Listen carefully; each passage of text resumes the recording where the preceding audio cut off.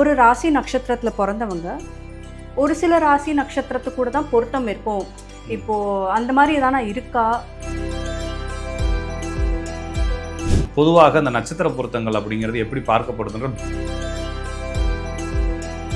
இத்தனாவது ராசிக்கு இத்தனாவது ராசியில பெண் ராசியிலிருந்து ஆண் ராசி என்பது இத்தனாவது ராசியே வரக்கூடாது. ஓகே. இந்த ராசி அதிபதிக்கு இந்த ராசி அதிபதிக்கு ஒத்து போகாது. பேசிக்கான கணக்கு. இதுக்கு என்ன லாஜிக்கு அதை பற்றிலாம் நம்மளுக்கு கவலை இல்லை. ஆனால் இப்படி ஒரு கணக்கு இருக்கு. என்னன்னா நட்சத்திர பொருத்தம் என்பது பொண்ணு இருக்கு. இந்த பொண்ணுக்கு வந்து 2 திருமணம் ஆகணும்னு விதி இருக்கு. ஆமா. அப்ப நீங்க பெர்ஃபெக்ட்டா ஒரு ஜாதத்தை பார்த்து பொருத்தி அந்த திருமணத்தெல்லாம் நிறுத்த முடியாது. இந்த நட்சத்திரத்தை வைத்து ராசியை வைத்து சொல்லக்கூடிய பலன்கள்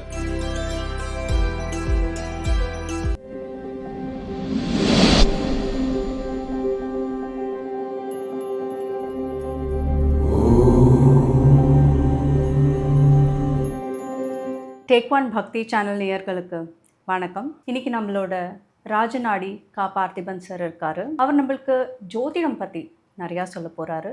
நம்ம என்னன்னு கேட்டு தெரிஞ்சுக்கலாம். வணக்கம் சார். வணக்கம்ங்க. நேயர்கள் அனைவருக்கும் வணக்கம். ஒரு ராசி நட்சத்திரத்தில் பிறந்தவங்க ஒரு சில ராசி நட்சத்திரத்து கூட தான் பொருத்தம் இருக்கும். இப்போ அந்த மாதிரி எதானா இருக்கா? இல்லை, அப்படி தான் அங்கே ஃபாலோ பண்ணப்படுது. ஓகேங்களா? என்ன காரணம் அப்படின்னா, பொதுவாக அந்த நட்சத்திர பொருத்தங்கள் அப்படிங்கிறது எப்படி பார்க்கப்படுதுன்ற பேசிக் சொல்கிறேன். ஓகே. மொத்தம் 11 பொருத்தம் இருக்குது. அதில் முக்கியமான 7 பொருத்தங்கள் வந்து பெண் நட்சத்திரத்திலிருந்து எண்ணும் பொழுது 7, 12, 3, 9, 16வது நட்சத்திரமாக வந்தால் பொருந்தது. 8, 12, 13, 18வது நட்சத்திரமாக வந்தால் பொருந்தாதுன்னு சொல்லி சும்மா ஒரு விரல் விட்டு கணக்கு, பேசிக்கான கணக்கு. இதுக்கு என்ன லாஜிக்கு அதை பற்றிலாம் நம்மளுக்கு கவலை இல்லை. ஆனால் இப்படி ஒரு கணக்கு இருக்குது. அப்போ இந்த மாதிரி ஒரு பொருத்தம் இருக்கு. அப்போ அதே மாதிரி பெண்ணுக்கும் ஆணுக்கும் யோனிகள் அப்படின்னு வச்சிருக்காங்க. மிருக யோனிகள் வரிசையா இருக்கும். அப்ப குதிரை, யானை, பெண் யானை, பெண் புறம்புன்னு சொல்லி வச்சிருப்பாங்க. இதுக்கு இது பொருந்தாதுன்னு ஒரு பேசிக் ரூல் இருக்கு. சரிங்களா? அதுக்கப்புறமா அவர் ரச்சு அப்படின்னு சொல்றாங்க. ரச்சு அப்படின்னா என்னன்னா, அவருக்கு எந்த இடத்துல வீக்னஸ் இருக்கும், பிரச்சனைகள், உடம்பு பிரச்சனைன்ற மாதிரி பேசிக். அப்ப தலை ரச்சு, கண்ட ரச்சு, தொடை ரச்சு, வயிறு ரச்சுன்னு இருக்கும். ஏக ரச்சு வரக்கூடாது. ஒரே ரச்சு 2 பேருக்கும் ஒரே ரச்சு வரக்கூடாது. ஆரோகணம் அவரோகண ரச்சுன்னு இருக்கு. ஒரே ரச்சு ஆரோகணம் அவரோகணமா வரலாம். ஓகே. அப்படின்ற லாஜிக் இருக்கு. சோ அது பேலன்ஸ் பண்ணும். அதெல்லாம் ஒண்ணும் கிடையாது. பேலன்ஸ் பண்ணும் அதெல்லாம் ஒண்ணு, அவங்க ஒரு லாஜிக் வச்சுட்டு இருக்காங்க. ஓகே. அப்ப ராசி அதிபதிகள் இத்தனாவது ராசிக்கு இத்தனாவது ராசியில பெண் ராசியில இருந்து ஆண் ராசி என்பது இத்தனாவது ராசியே வரக்கூடாது. ஓகே. இந்த ராசி அதிபதிக்கு இந்த ராசி அதிபதிக்கு ஒத்து போகாது அப்படின்னு சொல்லி மொத்தம் ஒரு 11 லாஜிக் வச்சுக்கிட்டு. இது வந்து பேசிக்கா ஒரு நட்சத்திரம், பரணி நட்சத்திரத்துல பிறந்தவருக்கும் சுவாதி நட்சத்திரத்துல பிறந்தவருக்கும் கல்யாணம் பண்ணா இத்தனை பொருத்தங்கள் இருக்கு. ஓகே. ஓகே. சரிங்களா? அப்போ ஆல்ரெடி வந்து பரணி நட்சத்திரத்துக்காரருக்கு யாரு எந்தெந்த நட்சத்திரமெல்லாம் பொருந்துனா ஓரளவுக்கு பேசிக் பொருத்தங்கள் வரும்ன்றதை இவங்க கால்குலேஷன் பண்ணி என்ன ராக்கெட் ஒரு இன்ஜினியரிங்க உட்காந்து நம்மளா உட்காந்து சின்ன பிள்ளைகிட்ட கொடுத்தா ஒரு 10 பிள்ளைகிட்ட ஸ்கூல் படிக்கிற பிள்ளைகிட்ட கொடுத்தோம்னா கால்குலேஷன் பண்ணி எத்தனை பொருத்தம் கொடுத்தோம். இவங்க ஸ்டாண்டர்டா என்ன பண்ணிருப்பாங்கன்னா, இந்த நட்சத்திரத்துக்கு இந்த நட்சத்திரங்கள் பொருந்தும், இந்த நட்சத்திரத்துக்கு இந்த நட்சத்திரங்கள் பொருந்தும்னு ஸ்டாண்டர்டா ஒரு இது மாதிரி வச்சிருப்பாங்க. அப்ப கேட்கறாங்க வரவங்க, என் பையனுக்கு பரணி நட்சத்திரம் என்ன நட்சத்திரம் பொருந்தோம், அவங்க ஒரு 5 நட்சத்திரத்துல இந்த நட்சத்திரத்துல பொண்ணு பாருங்க அப்படிதான் பொருந்துறாங்க. ஆனா இது வந்து மக்கள் பயன்படுத்துறாங்கன்றதுக்காக இது சரின்னு சொல்ல முடியாது. இது ஒரு தேவையில்லாத அல்லது பயன்படுத்துவதற்கு லாயக்கற்ற ஒரு மெத்தடுனா அந்த நட்சத்திர பொருத்தம் தான். ஏன் அப்படின்னா, ஒரு காலத்துல மனிதர்களுக்கு ஜாதகம் இல்லை.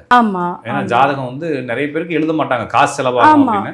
அந்த பொண்ணுடைய நட்சத்திரம் தெரியும், இல்லைன்னா பையனுடைய நட்சத்திரம் தெரியும். அதுவும் எத்தனை வயசு வரைக்கும் தெரியும்னா கொஞ்ச நாளைக்கு தான் தெரியும். அதுக்கப்புறம் நட்சத்திரம் நிறைய பிள்ளைகள்ட்ட, கிராம பிள்ளைகள்ட்ட கேட்டோம்னா, வயக்காட்டுக்கு வேலை போறது, இப்ப நம்ம ஐடில ஒர்க் பண்ற பிள்ளைகள்ட்ட கேட்டோம்னா நட்சத்திரம் தெரியும். ஏன்னா அதுக்கு உட்காந்துட்டு நெட்ல போட்டு கூகுள்ல போட்டு அதே வேலையை சுத்திட்டு இருக்குங்க. ஓகேங்களா? கிராமங்கள்ல வேலைக்கு போற பிள்ளைய, மில்லுக்கு வேலைக்கு போற பிள்ளைகிட்ட போய் ராசி என்னன்னு கேட்டோம்னா அதெல்லாம் நிறைய பேருக்கு தெரியாது. அப்ப அவங்களை எப்படி கண்டுபிடிப்பாங்கன்னா, அந்த நட்சத்திர அடிப்படையில நாம எழுத்துக்கள் வச்சிருப்பாங்க. அப்ப அந்த உன் பேர்ல இந்த பேர் இருக்கு, ரால ஆரம்பிச்சிருக்கு, பால ஆரம்பிச்சிருக்கு அப்படின்னா உனக்கு தனுசு ராசி, மூல நட்சத்திரம்.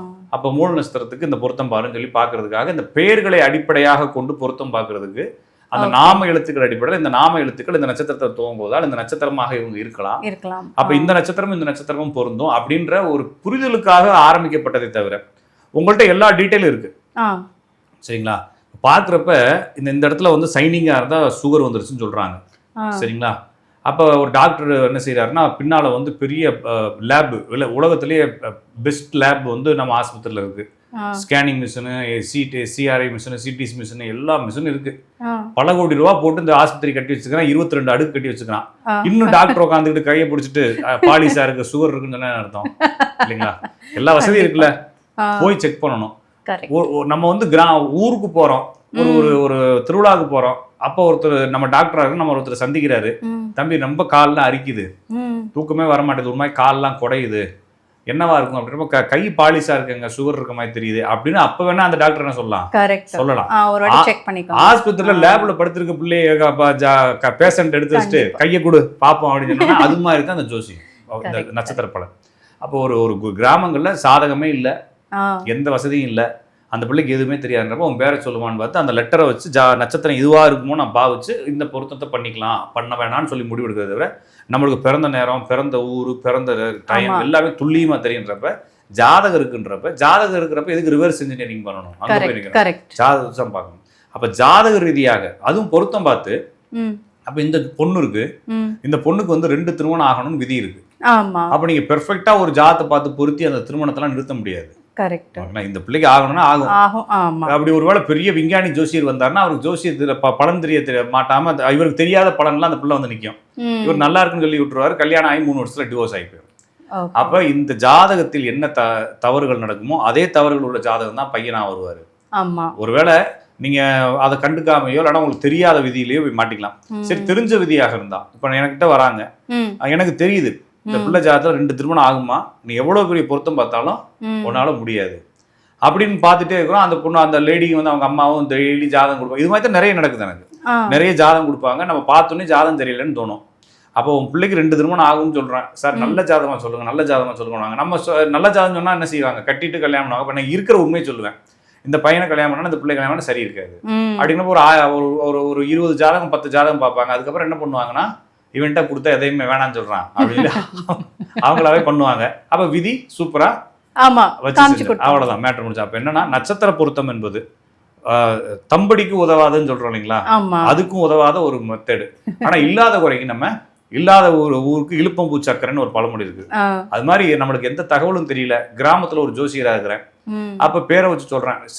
சில பேருக்கு பேரு வந்து 3 பேர் இருக்கும் சரிங்களா, வீட்டுல கூப்பிடுறது இந்த பேர், அதுல கூப்பிடுறது. அப்ப என்னன்னா இது என்ன பண்றது, அப்ப என்ன செய்வாங்க, போய் வெத்தலையை வாங்கிட்டு வா, அப்ப வெத்தலையை போட்டு பாக்குற, சோழி உருட்டி வந்த செயல்கள் நடைபெறுமா, சரியாக இருக்குமான்னு ஒரு கணக்கு போட்டு சொல்லுவாங்க. தவிர நட்சத்திர பொருத்தங்கள் என்பது, தாரா பொருத்தங்கள் என்பது மூல நூல் இருக்கு, அந்த நூல் இருக்குன்னு வாங்க அப்படிலாம் ஒன்றும் கிடையாது, எந்த நூலும் இல்லை. இது வந்து சமூகத்தினுடைய போக்குக்காக சமூகத்தில் கூடிய ஜோசியர்கள் அவங்கவுங்களுக்காக உற்பத்தி செஞ்சு அதை ஒரு நடைமுறை கொண்டு வந்திருக்காங்க. தவிர இது சரியா தப்பா அப்படின்னு கேட்டால் சரின்னு சொல்ல முடியாது, தப்புன்னு சொல்ல முடியாது. என்ன பொறுத்தளவுக்கு அது தேவையில்லைன்னு சொல்றேன். ஒருத்தனுக்கு அது தேவைப்படலாம். ஒரு ஒரு ஒரு கிராமத்துல இருக்கக்கூடிய யாருக்குமே தெரியல, ஒரு பொண்ணை பாக்குறாங்க, சார் அக்கா பிள்ளையா இருக்கு பண்ணலான் இருக்கோம், இருந்தாலும் ஒரு நம்பிக்கை வேணும் அப்படின்றதுக்காக அப்போ ஜோசியத்தை பாக்குறாங்க. ஜோசியத்தை பாக்குறது ஒண்ணு, என்கிட்ட கிட்ட என்ன சொல்றேன்னா, நீங்க ஜோசியத்தெல்லாம் பார்க்க தேவையில்லை, கோயில போய் பூ போட்டு பார்த்து கல்யாணம் பண்ணிக்கோங்க, இறைவன் கொடுத்தாருன்னு சொல்லி நினைச்சிட்டு போயிடலாம். ஒரு நாளைக்கு பிரிவு இருந்தா கூட இறைவன் என்ன நினைச்சிருக்காருன்னு அவருக்கு தான் தெரியும் சொல்லி ஏதாச்சும் ஒன்று போட்டுக்கலாம். இல்லைன்னா ஒரு பேப்பர்ல பண்ணலாம் பண்ண வேணாம் எழுதி ஒரு டப்பால போட்டு குளிக்கி வீட்டுல சின்ன பிள்ளைய கூப்பிட்டு எடுக்க சொல்ல வேண்டியதான். இதுதான் இப்ப நீங்க செய்றீங்களா, இதே தான் ஜோசிக்காரங்க 11 பொருத்தம் செய்யறாங்க. அது வந்து லாஜிக்கான செய்யல. அப்ப இது எப்படியோ இதாச்சும் கொஞ்சம் திருப்தி இருக்கும், அது ஒன்னும் திருப்தி இல்லாத ஒரு மெத்தடு. காரணம் என்னன்னா, நட்சத்திரங்களால் ஒரு ஒரு பொண்ணு சுவாதி நட்சத்திரத்துல இருக்குன்னா 5 பொண்ணுகளை வரிசையா நிப்பாட்டி சுவாதி நட்சத்திரத்துல கூடிய பொண்ணுகளை எடுத்து உட்கார வச்சோம்னா 5 பிள்ளைகளும் வேற வேற குணத்தோட இருக்கும். 5 பேருக்கு வேற வேற வாழ்க்கை இருக்கும். ஒரு பிள்ளைக்கு 7 கல்யாணம் ஆயிருக்கும், ஒரு பிள்ளைக்கு கல்யாணமே ஆகாம போயிருக்கும். அப்ப இந்த சுவாதி நட்சத்திரத்தை நிர்ணயிக்க முடியாது. எனவே இந்த நட்சத்திரம் நான் சுவாதின்னு சொல்லலைங்க, எல்லா நட்சத்திரத்தை வச்சு நிர்ணயிக்க முடியாதுன்றப்ப இந்த நட்சத்திர பொருத்தங்கள் ஒண்ணுமில்லாத குறைக்கு செஞ்சுக்கலாங்க. எல்லா தகவலும் இருக்குன்னா அதை பார்க்காம இருக்கிறது நல்லது. என்ன கேட்டா பொருத்தமே பார்க்காம இருக்கிறது நல்லது. ஆனா நமக்கு பயம் இருக்கும் இல்லையா வாழ்க்கை மேல, சில பேருக்கு. ஆமா, எல்லாத்துக்குமே பயம் இருக்கும். சில பேருக்கு எல்லாத்துக்கும் பயம் இல்ல, சில பேர் இதை பார்க்கணும், இதை பார்த்து பண்ணணும் அப்படின்னு நினைப்பாங்க. அப்படின்றவங்கன்னா அதையும் பார்த்துங்க இதையும் பார்த்துங்க. கட்டம் சரியாக இருக்கணும். உங்களுடைய வரக்கூடிய கிளையண்டோட ஜாதகம் சரியாக இருந்தா அவங்க தப்பாவே முடிவெடுத்தாலும், இப்ப நான் வந்து எனக்கு என்னுடைய தாத்தா ஜோசியர், எங்க மாமா ஜோசியர், என் தம்பி ஜோசியர், எங்க குடும்பத்தில் நிறைய பேர் ஜோசியர். எனக்கு நான் இது வரைக்கும் பொருத்தம் பார்த்தே கல்யாணம் பண்ணல. நான் நல்லா தான் இருக்கிறேன். நான் எனக்கு பொருத்தம் இது வரைக்கும் பார்த்ததுல, இது கல்யாணத்துக்கு முன்னாடி பார்த்ததுல நான் நல்லா இருக்கிறேன், சூப்பரா இருக்கிறேன். அப்ப பொருத்தம் பார்த்தா எங்க வீட்டுல பொருத்தம் பார்த்துருக்கணுமா இல்லையா, பொருத்தம் நான் கூப்பிட்டு ஓடி வந்துட்டதுனால கல்யாணம் பண்ண, அவ்வளவுதான். புரிஞ்சுட்டீங்களா? அப்ப என்னன்னா, காதல் திருமணங்களுக்கு கணக்கே இல்லை. அதோட தெரிஞ்சவங்களுக்கு திருமணம் பண்ண கணக்கு தைரியம் இருந்தா எந்த கணக்கும் இல்லை. அப்ப தைரியம் கொடுக்கறதுக்காக தான் பொருத்தமே தவிர நம்ம நிர்ணயிப்பது, வாழ்க்கையை தேர்ந்தெடுப்பதுக்கு வழியே இல்லை. உங்களுடைய வாழ்க்கை எந்த இடத்துலையுமே உங்களால சாய்ஸே இல்லைங்க. லைஃபுங்கிறது சாய்ஸ்லெஸ். ஆமா. அப்போ ஒரு கல்லை விட்டு எறிகிறோம், கல் எப்படி போற வழியை தேர்ந்தெடுக்கும்? சரிங்களா? அப்ப கல்லு போற வழி விட்டு எரிஞ்சவனும் புவியீர்ப்பு விசையும் அந்த தடைகளும் தான் வந்து அந்த கல்லுடைய போக்கை தீர்மானிக்கும் தவிர கல்லு தன்னுடைய வாழ்க்கையை தீர்மானிக்க முடியாது மாதிரி. அதே மாதிரி நம்ம விட்டறியப்பட்ட கல் நம்ம வாழ்க்கை. அது போய் எங்கேயாச்சும் பொத்துன்னு விழுகும். அது வரைக்கும் நம்ம ஓடிட்டே இருக்க வேண்டியதானே தவிர இதை நம்ம தேர்ந்தெடுத்து சரி பண்ணி பறந்துகிட்டேலாம் இருக்க முடியாது. சரியா புரிஞ்சுக்க முடியாது. சிம்பிள். அப்ப இந்த நட்சத்திரத்தை வைத்து, ராசியை வைத்து சொல்லக்கூடிய பலன்கள் ஒரு மட்டில் மன திருப்திக்காக பயன்படுத்தலாமே தவிர, சரிங்களா? அவ்வளவுதான், மன திருப்திக்காக பயன்படுத்தலாம். மற்றபடி அதுல வேற ஒண்ணும் இல்லை. சரிங்களா? இந்த நட்சத்திரத்துக்கு இதுதான் பொருந்தும் அப்படின்னு ரூல் எதுவும் டெஃபினட்டா இல்லைன்னு சொல்லியிருக்கீங்க. ஜாதகம் இருந்தா அதை வச்சு பார்க்கறது இன்னும் பெட்டர்னு சொல்லியிருக்கீங்க. கண்டிப்பா. ஸோ இதெல்லாம் சொன்னதுக்கு ரொம்ப நன்றி. நன்றி, வணக்கம்.